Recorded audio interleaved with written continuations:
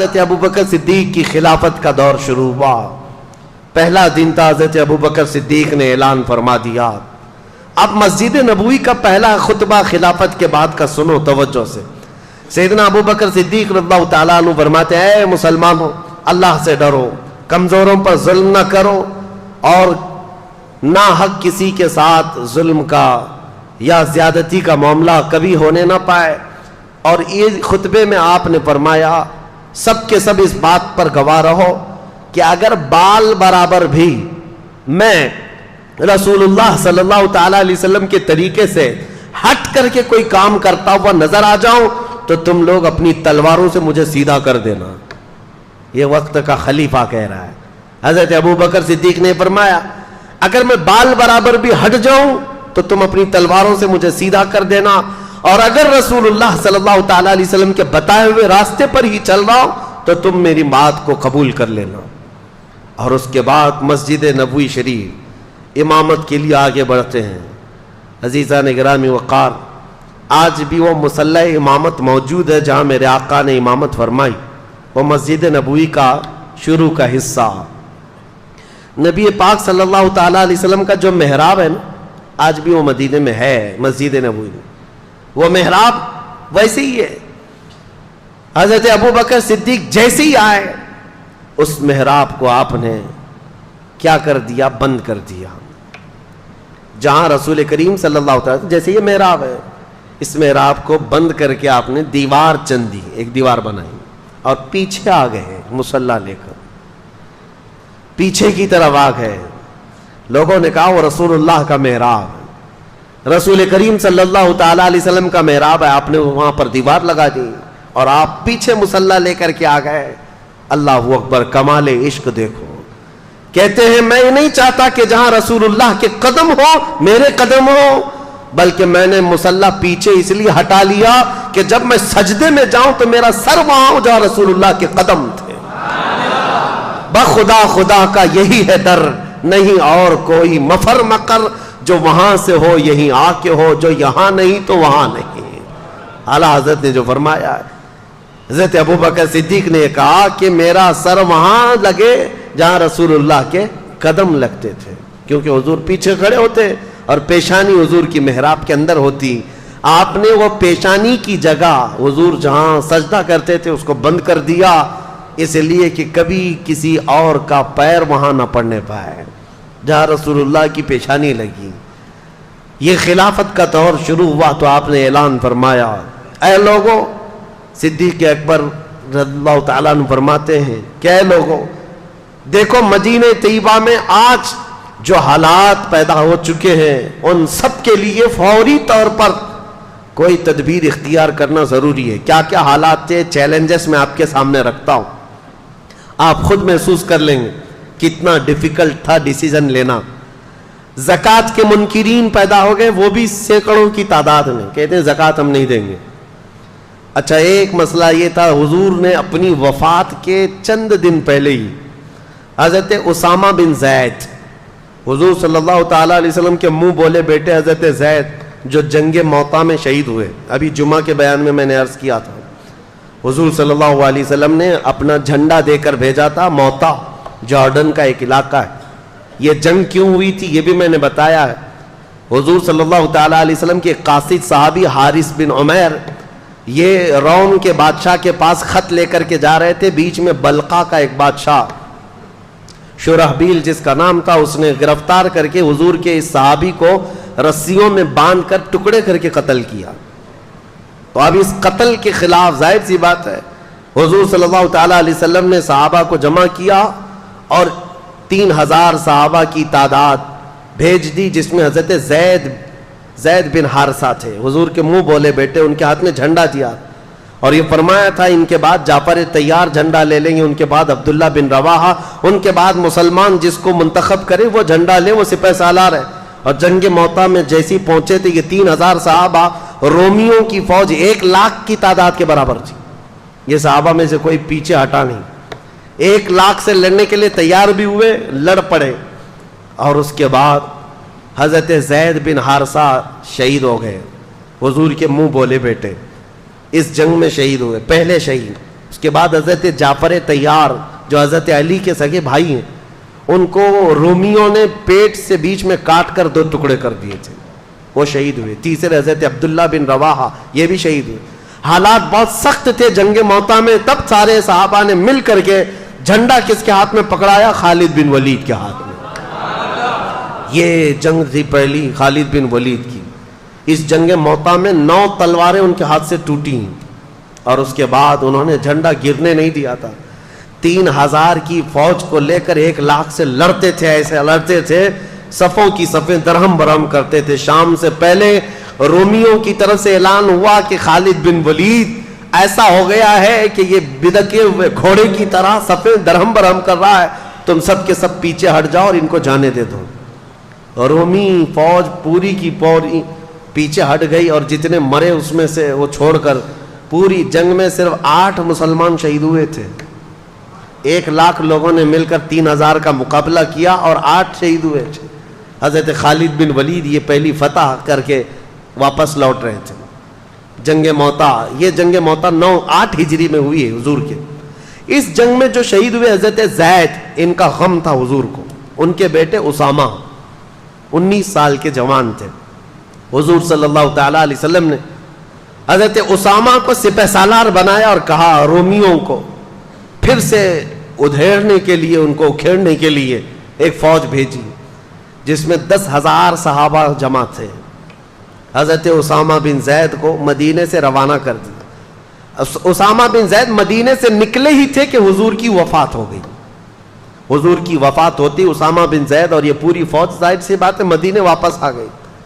اب مسئلہ یہ تھا کہ حضور کی وفات کے بعد خلافت بھی قائم ہو گئی، حضرت ابوبکر خلیفہ بن گئے۔ اب کیا کرنا ہے؟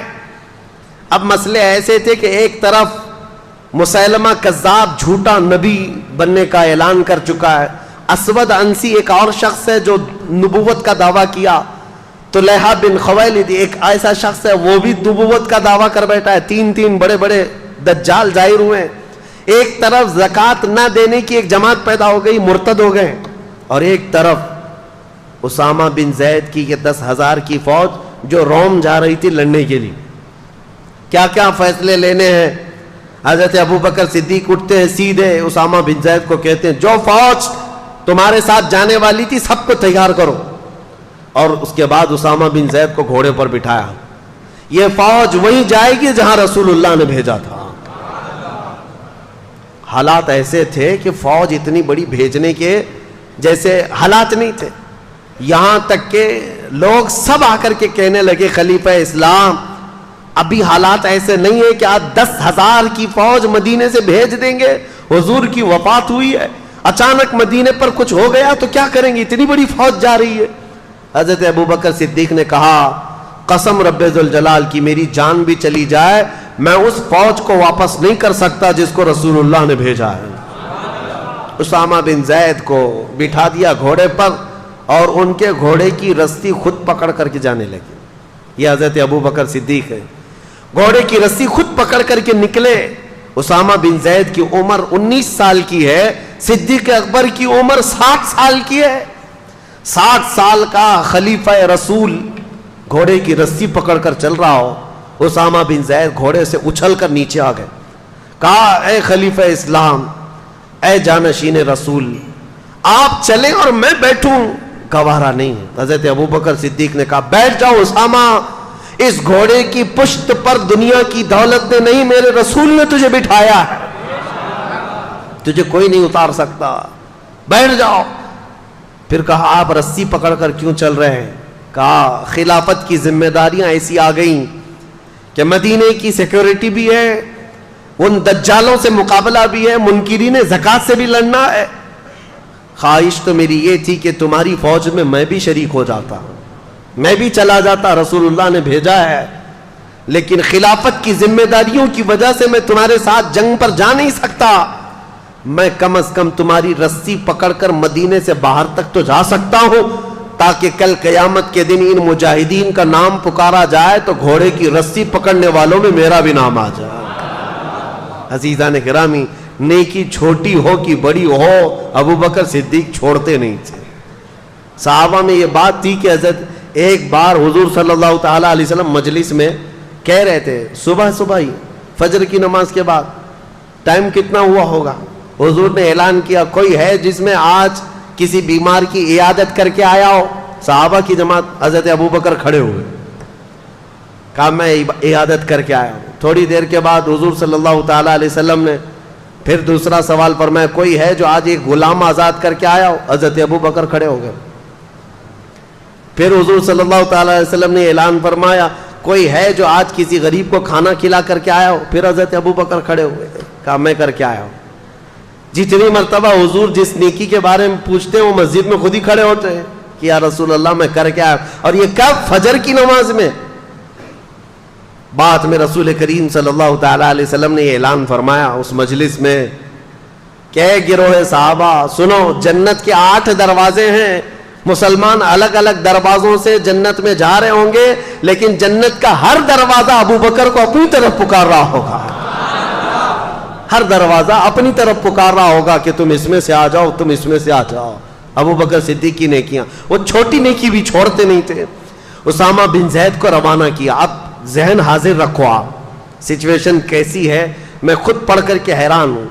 اس کے بعد حضرت خالد بن ولید کو بلایا, حضرت شرحبیل حسنہ ایک اور صحابی ہیں, ان کو بلایا, اور تقریباً اس میں بھی 2000 یا 3000 صحابہ کو جمع کیا اور کہا جاؤ اس مسیلمہ کذاب کا مقابلہ کرنا ہے جو جھوٹا نبی بنا ہوا ہے.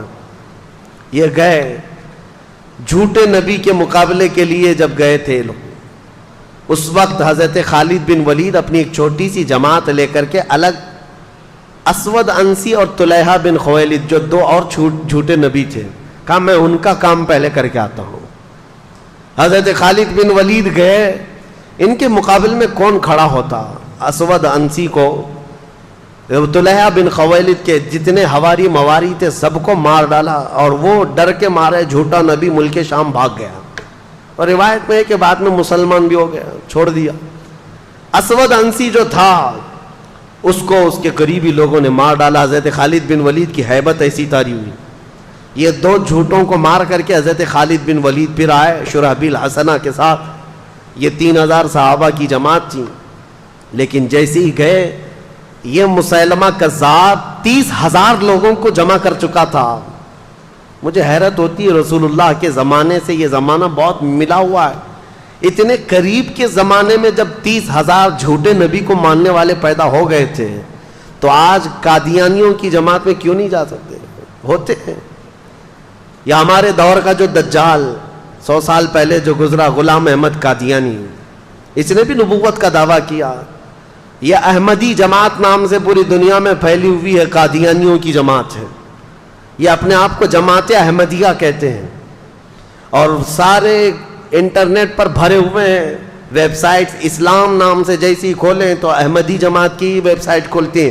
یاد رکھنا نوجوانوں, غلطی سے ان کے زہر میں نہ چلے جانا. ساری باتیں وہی کرتے ہیں, لیکن بعد میں چل کر کے اپنے جھوٹے نبی کا عقیدہ دھیرے دھیرے ڈالتے ہیں, اور یہ کہتے نہیں غلام احمد قادیانی کو نبی مان لو تو محمد صلی اللہ علیہ وسلم کے خاتم النبیین ہونے میں کوئی فرق نہیں آتا. وہ رسول اللہ خاتم النبیین ہے, لیکن یہ بھی نبی ہے.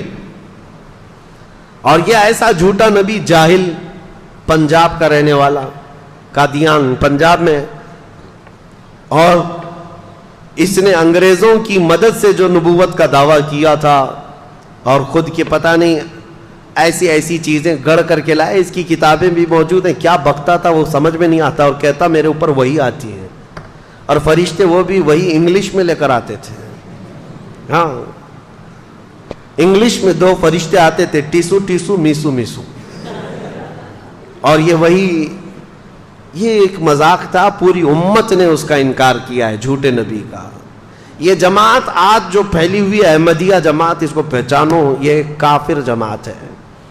اس کا اسلام سے کوئی تعلق نہیں. رسول اللہ کے خاتم النبیین ہونے کا عقیدہ نہیں ہے تو وہ مسلمان ہو ہی نہیں سکتا. اب اس وقت کی بات کر رہا ہوں, مسیلمہ کذاب جھوٹا نبی, اس کے ساتھ 30,000 لوگ کھڑے تھے, 30,000 لوگ. اب جب مقابلے کی بات آئی تو سیدھا مقابلہ ہوا تھا صحابہ کا اور ان کا. لیکن صحابہ میں سے تقریباً 700 صحابہ حافظ قرآن وہاں شہید ہو گئے تھے. یہ بہت بڑی تعداد تھی شہادت کی. پوری تاریخ میں بتا رہا ہوں میں، جتنی جنگیں ہوئی ہیں اس میں 700 حافظ قرآن صحابہ شہید ہوئے تھے، جس کی وجہ سے حضرت ابوبکر صدیق رضی اللہ تعالیٰ عنہ نے بعد میں قرآن کو جمع کرنے کا حکم دیا تھا کہ اگر یہ سارے حافظ قرآن صحابہ شہید ہو گئے تو پھر قرآن کیسے محفوظ رہے گا. ان کے بعد ہی قرآن کی حفاظت کا حکم، قرآن کی جمع کرنے کا حکم ہوا. اب ایک اور بات میں مزے کی بتاؤں، جنگ احد میں حضرت امیر حمزہ رضی اللہ تعالیٰ عنہ کو شہید کرنے والے ایک حبشی غلام جن کا نام وحشی ہے، وہ ابو سفیان اور ہندا کا غلام تھا. ہندا نے ایک قسم کھائی تھی کہ امیر حمزہ کو قتل کرنے کے بعد سینہ چاک کر کے میں کلیجہ چباؤں گی، کیونکہ اس کے بھائی اور باپ کا قتل کیا تھا امیر حمزہ نے جنگ بدر میں. تو امیر حمزہ کو قتل کرنے والا وحشی، نام ہی وحشی تھا لیکن کالے قسم کے حبشی، امیر حمزہ کو نیزہ مار کر کے شہید کیا تھا. بہت تیر انداز، ایسا نشانہ لگانے میں ماہر، ایسا نشانہ کہ بہت دور سے اگر وہ ایک باریک سی چیز کو بھی رکھ دیا جائے تو اپنے نیزے سے نشانے پر لگا دیتے. تو امیر حمزہ اس کے نیزے سے شہید ہوئے. لیکن حیرت کی بات یہ ہے کہ وہ وحشی بعد میں اسلام میں داخل ہوئے اور رسول اللہ کے صحابی بھی بنے. میرے آقا نے بہتوں کو معاف کیا ہے، بہتوں کو معاف کیا ہے. لیکن یہ وحشی، اب ہم انہیں حضرت وحشی کہتے ہیں، ہمیشہ اس غم میں رہتے تھے کہ میں نے رسول اللہ کے چچا کو قتل کیا ہے. رسول اللہ کے قریبی چچا اور سپہ سالار اسلام بطل جلیل اللہ کے شیر کو میں نے قتل کیا. اپنے آپ میں وہ غمگین رہتے تھے کہ میں نے کیسے کو قتل کیا، اس کا کفارہ انہیں ادا کرنا تھا. پھر جیسے ہی حضرت خالد بن ولید کا یہ لشکر نکلا تھا مسیلمہ کذاب کو مارنے کے لیے، اور جنگ بہت سخت ہو گئی تھی، 700 صحابہ شہید ہو گئے تھے، اس وقت جانتے ہیں سب سے اہم کردار ادا کیا تھا یہ حضرت وحشی نے. نشانہ باز کی ضرورت تھی. مسیلمہ کذاب چھپ چھپ کر کے بیٹھتا تھا، اس کے اطراف لوگوں کی بھیڑ ہوتی، چھپتا تھا. یہ حضرت وحشی نے جو نیزہ حضرت امیر حمزہ کو مارا تھا نشانے سے، اس جنگ کے میدان میں بڑی دور سے نیزہ چلایا تھا تو سیدھے مسیلمہ کذاب کی پیشانی میں گھس گیا. وہ جھوٹا نبی ایک ہی دم میں مر گیا، نیچے زمین پر آ گیا. وہ حضرت وحشی کہتے تھے میں نے یہ کفارہ ادا کر لیا، زمانے جاہلیت میں میں نے ایک بطل جلیل کو قتل کر دیا تھا، زمانہ اسلام میں دنیا کا سب سے بڑا دجال جھوٹا نبی تھا، اس کو میں نے قتل کیا. یہ جنگ سرو کر لیا حضرت ابوبکر صدیق نے. اب سنیے، حالات ایسے تھے کہ ایک طرف حضرت خالد بن ولید مسیلمہ کذاب سے لڑنے کے لیے گئے ہیں، ایک طرف حضرت اسامہ بن زید 10,000 کا لشکر لے کر رومیوں سے لڑنے گئے، ان کے باپ کا بدلہ بھی لینا تھا، رومیوں سے لڑنے کے لیے گئے. اور تیسری طرف زکوٰۃ کے منکرین جو تھے وہ کہہ رہے تھے ہم زکوٰۃ نہیں دیں گے. حضرت ابوبکر صدیق، سارے صحابہ جو موجود تھے، اکثر تو جا چکے 2 جنگوں میں بلکہ کئی جنگوں میں، خود حضرت ابوبکر موجود ہیں اور کچھ صحابہ تھے. کہا کہ اٹھو، وہ زکوٰۃ کے جو منکرین ہیں ان سے ہم جا کر لڑیں گے. حضرت عمر نے کہا کیا پورا مدینہ خالی کر دو گے آپ؟ خلافت پہ ابھی آئے بیٹھے ہیں اور آنن فانن آپ ساری لڑائیاں، ادھر بھی ادھر بھی وہ بھی یہ بھی، یہ زکوٰۃ کے جو منکرین ہیں ان کو بعد میں نپٹ لیں گے. صدیق اکبر نے کیا کہا جانتے ہو؟ اے سارے مدینے والے آ کر مجھے روک دیں کہ یہ منکرین زکوٰۃ سے لڑنا نہیں چاہیے. کہتے ہیں قسم خدا کی، وہ ایک بکری کا بچہ بھی جو زکوٰۃ میں پہلے دیتے تھے، اگر وہ بھی ان لوگوں نے دبا کر کے رکھ لیا تو یہ ابو بکر ان سے لڑتا رہے گا چاہے مدینے والوں کے چھتڑے اڑ جائیں. کیوں؟ اس کو ہلکے میں نہیں لیتے تھے. کہا آج انہوں نے زکوٰۃ کا انکار کیا، کل نمازوں کا انکار کریں گے، اس کے بعد پھر وہ دین اسلام کی بنیادوں کو ہلا دیں گے. یہ ہوتی ہے خلافت کی اہم ذمہ داری کو سمجھنا. برائی جب شروع ہو تو اس کے ناکے پر ہی روک لگا دینا چاہیے. یہ نہیں کہ بڑھنے کے بعد دیکھیں گے مقابلہ کر کے روک لیں گے، نہیں. حضرت ابو بکر صدیق نے منکرین زکات سے لڑنے کے لیے بھی صحابہ کو بھیج دیا, اور یہ تینوں محاذ پر گئے ہوئے صحابہ کوئی بھی ناکام واپس نہیں لوٹا, کوئی ناکام نہیں لوٹا. حضرت اسامہ بن زید کی عمر تو 19 سال کی تھی, رومیوں کے دانت کھٹے کر کے ان کو کھدیڑ کر کے واپس تشریف لائے. خالد بن ولید اسود انسی کو بھی مار دیا, طلحہ خویلد کا فتنہ بھی ختم کیا, مسیلمہ کذاب جھوٹے نبی کو بھی مار دیا. سب فتنے ختم کر کے حضرت خالد بن ولید وہاں سے لوٹ رہے تھے. اور یہ منکرین زکات کے لیے جو صحابہ گئے تھے وہ سارے منکرین زکات جو زکات دینے سے انکار کر رہے تھے ایسے ڈر گئے کہ سچی توبہ کیا اور ساری زکاتیں لا کر مدینے میں جمع کر دیا. یہ سارے فتنے ایک ساتھ ختم کیے تھے سیدنا ابو بکر صدیق رضی اللہ تعالی. خلافت, سیاست اور حکومت. اس کے بعد کیا آپ کب سوتے تھے, کب جاگتے تھے اور کب یہ سارے کام کرتے تھے؟ یہ ایک صحابی حضرت مسنہ, ابھی یہ سب واپس آئے نہیں ہیں. سنو, اسامہ بن زید آئے نہیں, خالد بن ولید آئے نہیں, زکات کے منکرین آئے نہیں. ایک صحابی عراق سے آئے, عراق کے رہنے والے حضرت مسنہ رضی اللہ تعالی. یہ خود مسلمان تھے اور ان کا خاندان عیسائی تھا. یہ آئے اور کہا, اے خلیفہ اسلام, عراق کے لوگ, ملک شام کے لوگ, ایران کی حکومت تھی اس وقت, میں نے تاریخ میں پہلے بتایا, پرشین امپائر, فارس کے لوگ, یہ مسلمان, یہ عربوں سے اتنا شدید چڑھتے تھے. اب سنیے, عرب کی اور ایران کی جنگ آج کی نہیں ہے, یہ بہت پرانی ہے. آج بھی ان لوگوں کی لڑائیاں چلیں, ایرانی عربوں کو نہیں مانتے, عرب ایرانیوں کو نہیں مانتے. یہ بہت پرانی ان کی شقاوت ہے, آپس میں دشمنی ہے. ایران کا جو بادشاہ تھا کسرا اس وقت, خسرو پرویز, یزدگرد اور پھر جو ہے بزرج مہر, یہ سب وہ بادشاہ ہیں ایران کے جو کسرا کہلاتے تھے. یہ کوئی عرب آدمی ان کے ہاں نظر آتا تو اس کے کندھے کاٹ دیتے تھے. عربوں سے اتنی نفرت کرتے تھے, اور عرب لوگ بھی ان سے نفرت کرتے تھے, ایرانیوں کو برداشت نہیں کرتے تھے. کبھی کبھار ایرانی جو ہے حکومت کرتے کرتے یمن تک آ گئے, حجاز مدینے تک بھی آ گئے تھے. عرب لوگوں کی ان کے ساتھ جنگیں چلتی ہی رہی ہیں. اب جب اسلام آیا اور اس کا رعب و دبدبہ قائم ہوا تو جانتے ہیں رسول اللہ کا خط لے کر کے ایک صحابی گئے تھے خسرو پرویز بادشاہ کے پاس. اس نے رسول اللہ کا خط پھاڑ کر پھینک دیا تھا, اور جو قاصد صحابی آئے تھے ان کا قتل کر دیا تھا, اور کہا غلام مجھے حکم دیتے ہیں اسلام میں آؤ. عربوں کو غلام سمجھتے تھے, حقیر سمجھتے تھے عربوں کو. ایرانیوں کی فطرت یہ بہت پرانی ہے, اب تو مسلمان ہوئے ہیں, بہت زمانہ ہو گیا ہے, لیکن وہ جو ایرانی تھے آگ پرست, آتش پرست, آگ کی پوجا کرنے والے, وہ عربوں سے شدید اختلاف رکھتے تھے. اور حضور صلی اللہ تعالیٰ علیہ وسلم نے فرمایا بھی تھا اس بادشاہ کے بارے میں, جس نے میرا خط پھاڑا اللہ اس کی سلطنت کو پھاڑ دے گا. حضور کی زبان سے نکلا تھا. اب حضرت ابو بکر صدیق کی خلافت کا دور ہے, ایرانیوں کا بھی دبدبہ ہے. ایران جو ہے یہ اتنا ہی نہیں تھا جو آج ہے, وہ فارس جو ہے اس میں عراق بھی آتا, ملک شام بھی آتا, پھر ایک روم ہے, رومن امپائر جو ٹرکی تھا اس زمانے میں. قسطنطنیہ جو استنبول شہر ہے آج, یہ روم کا دارالخلافہ تھا, کیپٹل سٹی تھی, راجدھانی تھی. وہاں سے سارے رومی حکومت کرتے تھے. روم کے اندر تقریباً 40-50 آج کی کنٹریاں آتی تھیں اس زمانے. تو ایک طرف وہ تھے, ایک طرف یہ تھے.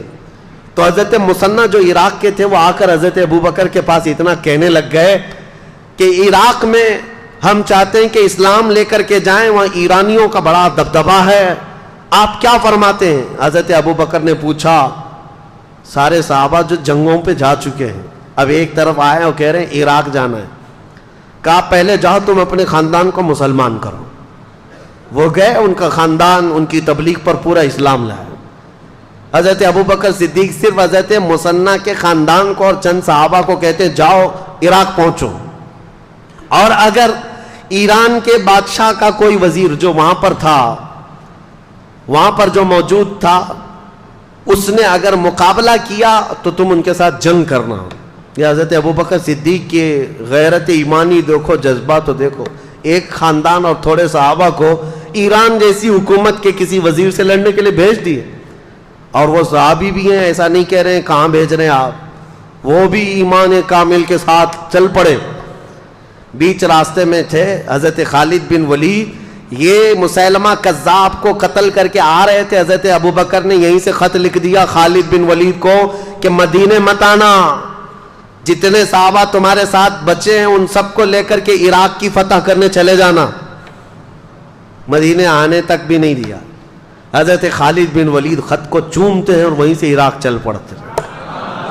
ان میں سے کوئی ایک نے بھی یہ نہیں کہا گھر جائیں گے آرام کریں گے۔ حضرت خالد بن ولید اپنے صحابہ جتنے تھے بچے ہوئے ان کو لے کر حضرت مثنہ کے ساتھ جمع ہو گئے اور عراق کی طرف چل پڑے۔ اللہ اکبر۔ میں اب یہ ساری چیزیں بیان بھی نہیں کر پاؤں گا، اتنی فتوحات حضرت خالد بن ولید کی ہیں، نام یاد نہیں رہ جاتے۔ جاتے ساتھ آپ نے عراق کی سرحد پر داخلہ کیا، اور جو وہاں کا باج گزار تھا، جو بادشاہ بنا ہوا عراق کا تھا، وہ ایران کا باج گزار، ایران کا وزیر تھا، وہ بھی کٹر آتش پرست۔ اس کو سیدھے حضرت خالد بن ولید نے یہ پیغام بھیجا، اسلام لاؤ، امن کے ساتھ رہو، یا تو پھر ہمیں ٹیکس دو، یا ہماری حکومت کو تسلیم کرو، یا ہمارے ساتھ جنگ کرو، اس لیے کہ تم نے ہمارے عربوں کو بہت مارا ہے، مسلمانوں کو بہت مارتے ہو۔ جیسے حضرت خالد بن ولید کا یہ خط پہنچا تو عراق کا جو باج گزار تھا وہ حیرت میں آیا، کہا مسلمانوں کی اتنی ہمت کہ یہاں تک آ گئے۔ اور اس نے ایران کے بادشاہ کو خط لکھ کر کے بھیجا کہ ایک لشکر آیا ہے مسلمانوں کا۔ خط تو بھیجا لیکن خود اپنی فوج لے کر لڑنے کے لیے آ گیا دریائے فرات کے قریب، اور حضرت خالد بن ولید نے اپنے صحابہ کو اتارا میدان میں۔ 2 دن کی جنگ چلی تھی کہ اس وزیر کو ہی قتل کر ڈالا۔ علاقہ پورا پرچم اسلام سے لہرایا۔ یہ پہلا دخول تھا حضرت خالد بن ولید کا عراق میں، اور اس کے بعد جیسے جیسے آگے گزرتے گئے، خسرو پرویز جو بادشاہ تھا ایران کا، اسے خبر ملی کہ عراق میں لوگ داخل ہو گئے، میرے وزیر کو مار بھی ڈالا، تو اپنے 2 مشہور وزیروں کو اس نے طلب کیا جن کو اس زمانے کی آگ کہا جاتا تھا، ان کے ساتھ اس خسرو پرویز نے 1 لاکھ کی فوج دے کر بھیجا کہ یہ خالد بن ولید کا معرکہ سر کراؤ۔ اب یہاں حضرت خالد بن ولید کے انٹرنس کو روکنے کے لیے ایران کی بہت بڑی فوج آئی تھی۔ حضرت خالد بن ولید صرف طاقت اور یہ تلوار کے جوہر سے نہیں، اپنی حکمت سے جیتتے تھے۔ وہ ایسی حکمت اپناتے تھے جنگوں میں، صحابہ کی ٹکڑیاں کہاں چھپاتے کسی کو پتہ بھی نہیں چلتا، ہر ایک کو تازہ دم میدان میں اتارتے تھے، ہر ایک کو جوہر کے ساتھ اتارتے۔ اور جو 2 آئے تھے، یزدگرد ان کا کچھ نام تھا، یہ جو ایران کے بادشاہ کے، ان کا مقابلہ دریائے فرات پر حضرت خالد بن ولید نے ایسا کیا کہ ان میں سے ایک کو قتل کیا اور ایک کو وزیر کے بادشاہ کے پاس بھاگنے پر مجبور کیا، اور باقی فوج کو تتر بتر کر دیا۔ اور ایرانی فوج میں ایسی ہیبت طاری ہوئی کہ وہ بدکے ہوئے گھوڑوں کی طرح بھاگتے تھے اور کہتے تھے جنات آ گئے ہمارے ہاں، جنات آ گئے۔ یہ چند صحابہ کی جماعت تھی۔ عراق میں داخل ہوتے گئے، عراق کا کافی حصہ خالی ہو گیا، تو حضرت خالد بن ولید نے حضرت قعقاع ایک صحابی ہیں، ان کو عراق کا گورنر بنایا، اور وہاں سے پھر نکل پڑے، کہا میں اب ملک شام بھی فتح کر کے رہوں گا۔ مدینے واپس نہیں آئے۔ اللہ اکبر۔ اس بطل جلیل کو لاکھوں سلام۔ خالد بن ولید سیف اللہ المسلول، میں سوچتا ہوں کیا ان کا گھر نہیں تھا، کیا ان کے بیوی بچے نہیں تھے، مہینوں گزارتے تھے، اور خالد بن ولید نے پورا عراق فتح کر لیا تھا۔ عراق فتح کر کے وہاں صحابہ کو گورنر بنایا اور واپس نکلے ملک شام کی طرف۔ ملک شام آئے، حمص کا علاقہ، حلب کا علاقہ، جہاں رومیوں کی حکومت تھی، تو انہوں نے ایک سپر پاور سے ٹکر تو آلریڈی لے لی تھی۔ ایک سپر پاور پرشین امپائر تھے، ان سے تو چھیڑ چھاڑ ہو گئی تھی، ان کے ہزاروں کو مارا بھی تھا۔ ملک شام میں رومن امپائر کا قبضہ تھا، خالد بن ولید نے ان کو بھی چھیڑ دیا۔ 2 بڑی سپر پاور طاقتیں اس زمانے کی، پرشین امپائر اور رومن امپائر، اور دونوں کو چھیڑنے والا، دونوں کو اٹھانے والا اور دونوں کو کھدیڑنے والا ایک ہی صحابی خالد بن ولید، ایک ہی صحابی۔ ملک شام میں رومیوں کا قبضہ تھا، جیسے ہی داخل ہوئے شامی جتنے تھے ان لوگوں نے کہا کہ ان کا مقابلہ ہم عربوں سے ہی کرتے ہیں، کیونکہ شام کے رہنے والے جو ایران کے تھے وہاں کے قریب، شام اور ایران پڑوس میں، تو وہاں کا جو بادشاہ تھا اس نے کہا کہ خالد بن ولید کا مقابلہ ہماری فوج سے نہیں عربوں سے ہی کرتے ہیں، وہ اچھا جانتے ہیں، کیونکہ کچھ عرب بھی وہاں رہتے تھے اور کچھ عربوں کو خرید کر کے لائے تھے۔ ایک پوری جماعت کھڑی کر دی عربوں کو عرب سے لڑانے کے لیے۔ لوگوں نے پوچھا بھی یہ کیا کر رہے ہو؟ کہا لوہے کو لوہا کاٹتا ہے۔ اس نے یہ جملہ کہا تھا لوہے کو لوہا کاٹتا ہے، عربوں کو عرب ماریں گے، لیکن ان ظالموں کو یہ معلوم نہیں ایک طرف ہو سکتا ہے لوہا ہے، دوسری طرف اللہ کا شیر ہے، وہاں سیف اللہ المسلول ہے۔ اور عربوں کے اس قبیلے کو لا کر کھڑا کیا حضرت خالد بن ولید نے، ایک ہی دن میں ان پورے عربوں کا کام تمام کر دیا، ایک ہی دن۔ اس پورے سفر میں سیدنا خالد بن ولید نے تقریباً 26 جنگیں لڑی اور ہر جنگ میں فتح کا جھنڈا لہرا ہے، ہر جنگ میں۔ عراق داخل ہوئے، شام میں داخل ہوئے، حتیٰ کہ وہ آنے کو تیار نہیں تھے، خلیفہ اسلام حضرت ابو بکر کا خط آیا کہ اب تو مدینے واپس آ جاؤ، اب آ جاؤ۔ ابھی ایران فتح نہیں ہوا تھا۔ جب حضرت خالد بن ولید کو دوبارہ بلایا گیا تب وہ واپس مدینہ طیبہ تشریف لائے۔ اتنے علاقے قبضہ کر کے آئے تھے، فتح کر کے آئے تھے۔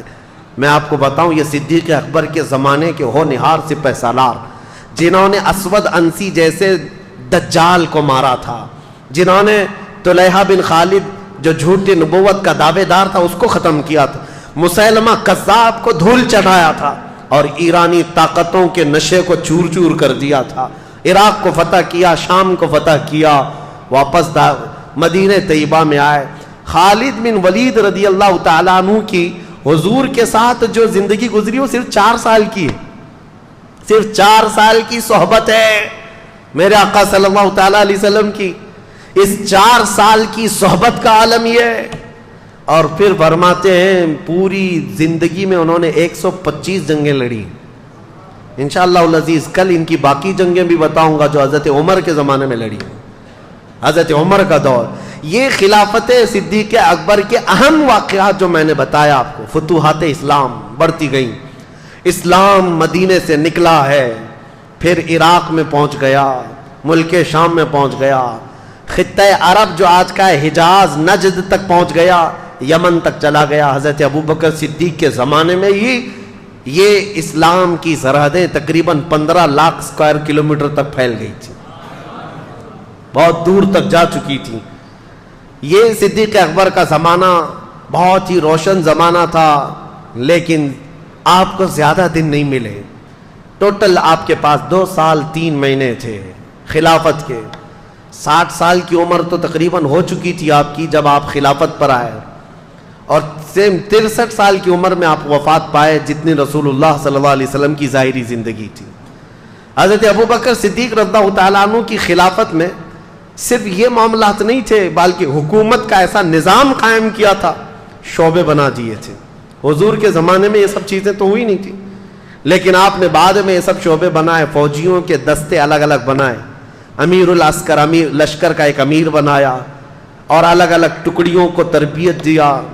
آپ نے اس وقت کا ایک یعنی صحابہ کو فٹنس کے لیے ایک پورا میدان بنا رکھا تھا، وہاں دوڑ لگائی جاتی تھی، یعنی اس زمانے کا جیم، جو جوان صحابہ تھے ان کو پورے طور پر ورزش کروائی جاتی تھی، دوڑ لگائی جاتی تھی، پتھر اٹھوائے جاتے تھے فٹنس کے لیے روزانہ۔ یہ حضرت ابوبکر صدیق نے بنایا تھا۔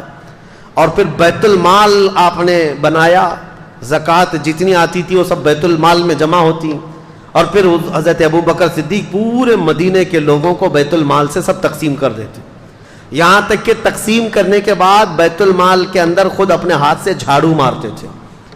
تو وہ لوگ کہتے کہ آپ جھاڑو کس لیے لگاتے ہیں؟ کہتے کہیں کوئی درہم گرا ہوا نہ رہ جائے جو مسلمانوں میں تقسیم ہونے سے رہ جائے، جھاڑو لگا دیتے۔ بیت المال کا نظام آپ نے قائم فرمایا، اور اس کے بعد آپ نے باضابطہ طور پر قرآن کو جمع کرنے کے لیے صحابہ کو منتخب کیا، پھر امیر بنایا، مسجدیں تعمیر کرنا شروع کیا۔ خود مدینہ طیبہ میں اس وقت تقریباً 9 مسجدیں تھیں، مسجد نبوی کے علاوہ، مسجد نبوی کو چھوڑ کر 9 مسجدیں الگ تھی۔ اور پھر غربا مساکین کا خیال اور خود کی زندگی کا اللہ اکبر یہ حال تھا۔ خلافت 2 سال 3 مہینے 4 دن کے قریب چلی، اور بالکل روشن خلافت جس میں سیدنا عمر فاروق، حضرت عثمان غنی، حضرت علی کرم اللہ وجہ الکریم سبوں نے حصہ لیا ہے، اور اسلام کو پورے دور دراز تک پھیلانے میں ہر صحابی نے بڑا کردار ادا کیا۔ حضرت ابو بکر نے ابی بن کعب کو امامت کے لیے مقرر کیا، قرآن سکھانے کے لیے حضور صلی اللہ علیہ وسلم نے ان کے لیے فرمایا تھا ان کو امام بنایا گیا۔ حضرت عبداللہ بن مسعود فقہ کے بڑے صحابی تھے، ان کا مدرسہ بنایا گیا۔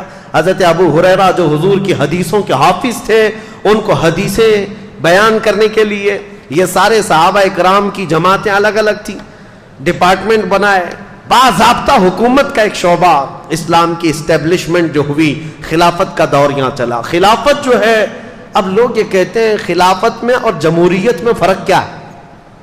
جمہوریت یعنی ڈیموکریسی، دونوں میں بڑا فرق ایک وہ ہے کہ ہوتا یہی ہے، جمہوریت جس کو آپ ڈیموکریسی کہتے ہیں، for the people, by the people, to the people, اب یہاں پر یہ انگلش کا جو فارمولا ہے وہ بہت دور ہو گیا، فار دا پیپل اور BUY بائی دا پیپل، یہ اب ڈیموکریسی ہو گئی ہے، یہ اب لوگوں سے بہت دور، فار دا نہیں ہے، فار دا پیپل ہو گئے، یہ جمہوریت آج ہو رہی۔ یہاں پر جو ڈیموکریسی ہے اس میں یہ کہا تو جاتا ہے لوگوں سے، لوگوں کے لیے، لوگ ہی حکومت کریں گے، صحیح ہے، یہی ہے، یعنی آپ منتخب کریں گے، آپ اپنا امیر بنائیں گے، آپ اپنا وزیر بنائیں گے، اور جس کو بنائیں گے وہ لوگوں کے لیے، اگرچہ آپ نہیں بنا پاتے، ابھی تک نہیں، ایسا کوئی بنا ہی نہیں جو ہمارے لیے ہو، وہ سب اپنے خزانے جمع کرنے کے لیے ہوتا ہے، جس کو بھی بٹھاؤ یہاں پر تخت پر وہ سب سے بڑا چور نکلتا ہے،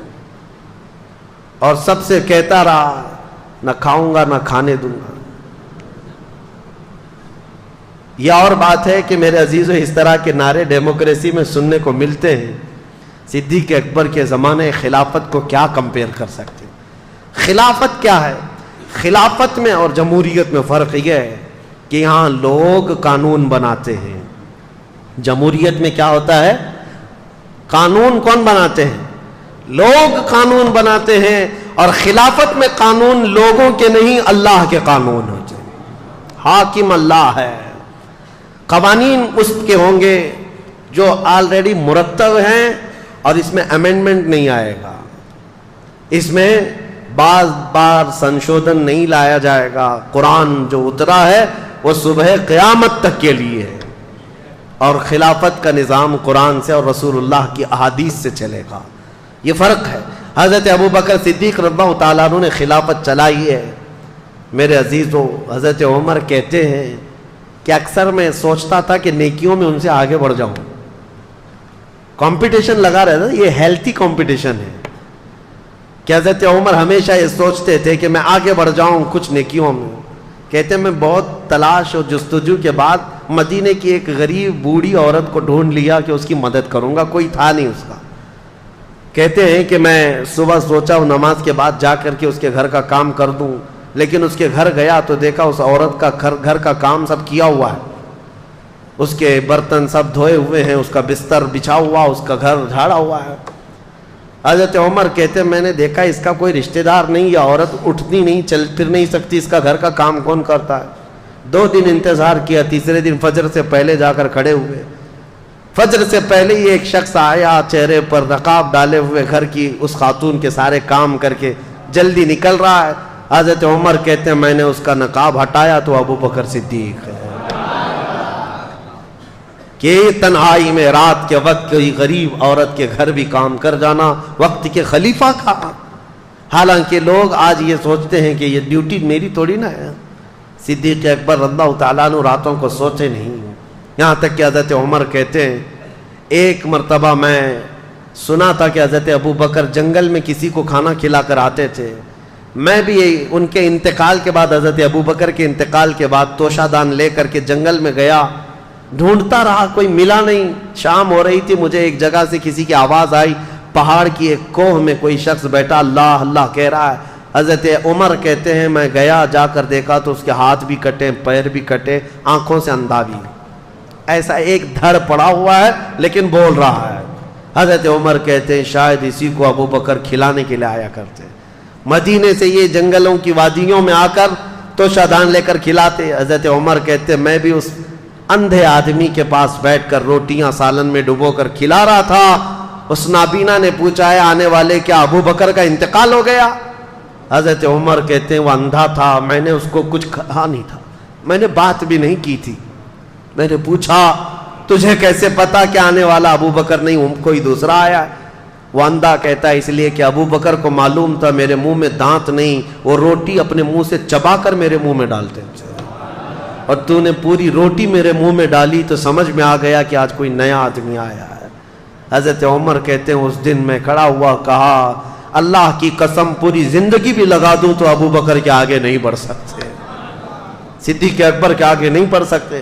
حضرت عمر یہ کہتے بھی تھے حضرت ابو بکر سے کہ ابو بکر میری زندگی کی پوری نیکیاں لے لو, پوری نیکیاں لے لو, وہ ایک رات مجھے دے دو جو غار ثور میں رسول اللہ کے ساتھ گزاری تھی, وہ ایک رات دے دو.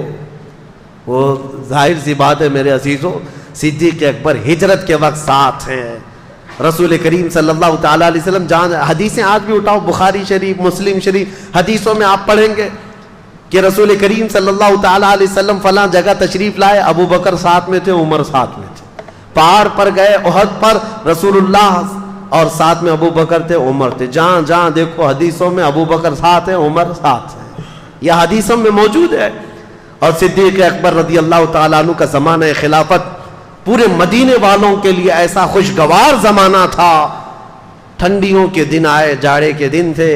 صدیق اکبر رضی اللہ تعالیٰ عنہ نے ٹھنڈے پانی سے غسل کر لیا, جاڑا لگ گیا, سردی پکڑ لی.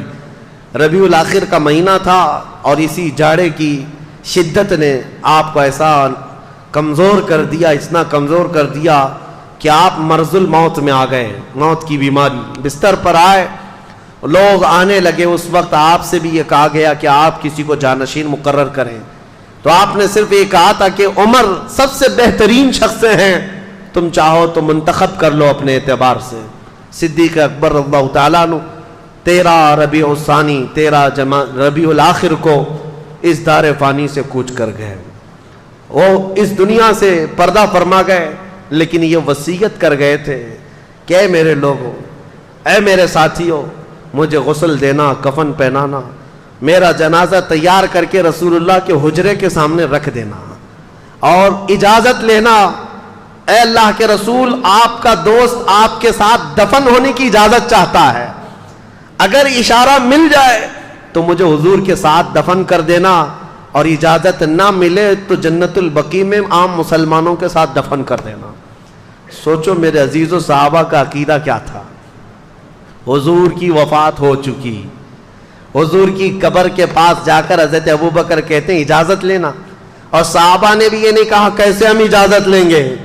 پتہ ہے چلا صحابہ کا بھی عقیدہ وہی تھا, تو زندہ ہے واللہ, تو زندہ ہے واللہ, میری چشم عالم سے چھپ جانے والے چمک تجھ سے پاتے ہیں سب پانے والے, میرا دل بھی چمکا دے چمکانے والے.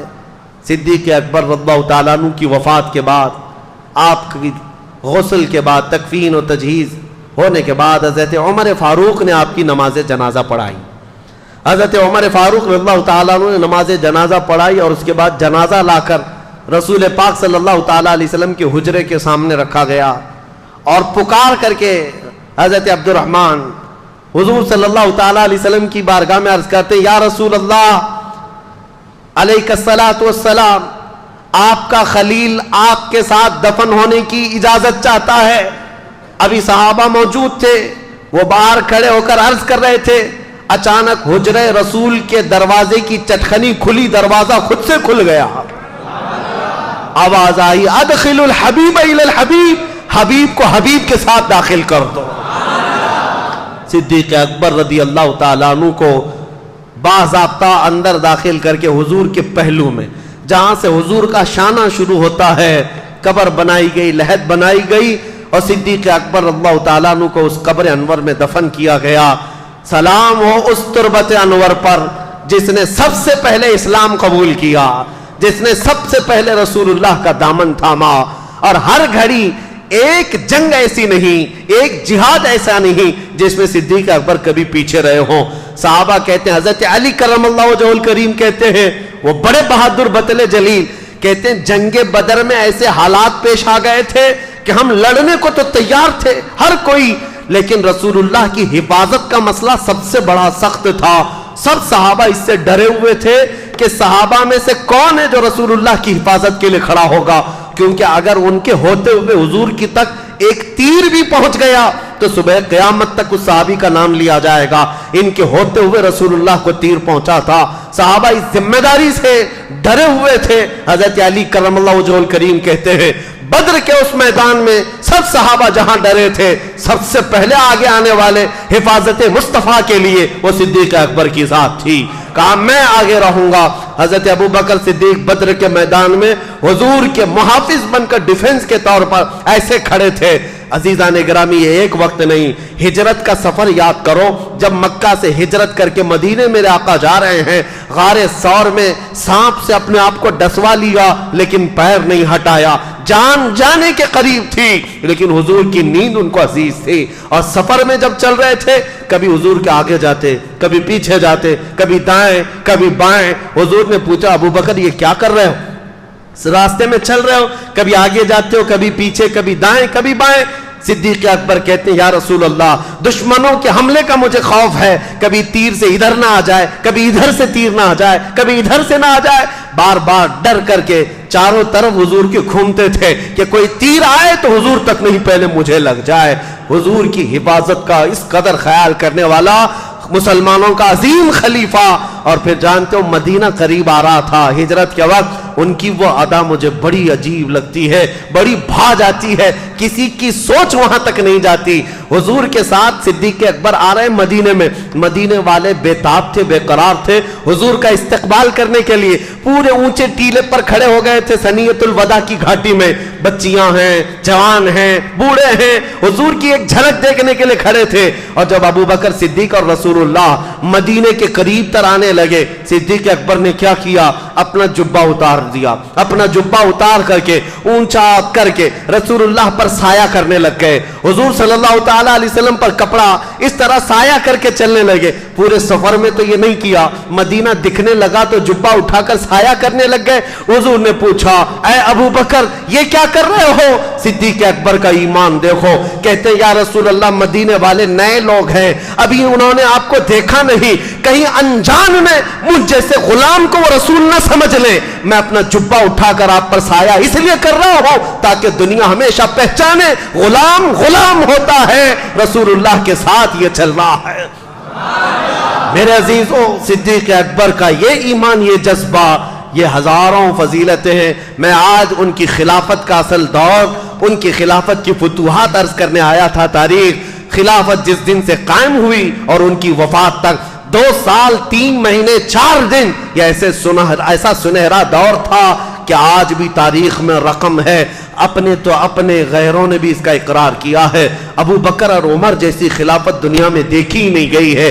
حضرت ابو بکر صدیق رضی اللہ تعالیٰ عنہ کی وفات کے بعد جو حالات پیش آئے میرے عزیزوں وہ بہت عظیم حالات ہیں، کیونکہ حضرت عمر کا دور آنے والا ہے۔ لیکن اتنی بات میں عرض کروں گا، صدیق اکبر کی خلافت کا دور ختم ہونے کے بعد ہماری تقریر آج اس بات پر ختم ہوتی ہے ایسے نکمے ان کو کیا خراج عقیدت پیش کریں۔ آج مجھے افسوس ہوتا ہے ان بدبخت کیڑوں پر جو صدیق اکبر پر انگلی اٹھاتے ہیں، کبھی ان کی خلافت پر، کبھی ان کی سیادت پر، کبھی ان کی عمارت پر۔ یاد رکھو آج لوگ کسی نہ کسی طرح تمہارے محلوں میں داخل ہو کر کے الگ الگ شوشے چھوڑ رہے ہیں، ان کا پہلا نمبر، ان کا پہلا نمبر نہیں۔ رسول اللہ کے بعد پوری امت میں سب سے افضل کوئی ہے وہ صدیق اکبر کی ذات ہے۔ یہی عقیدہ ہر سنی کا ہونا چاہیے۔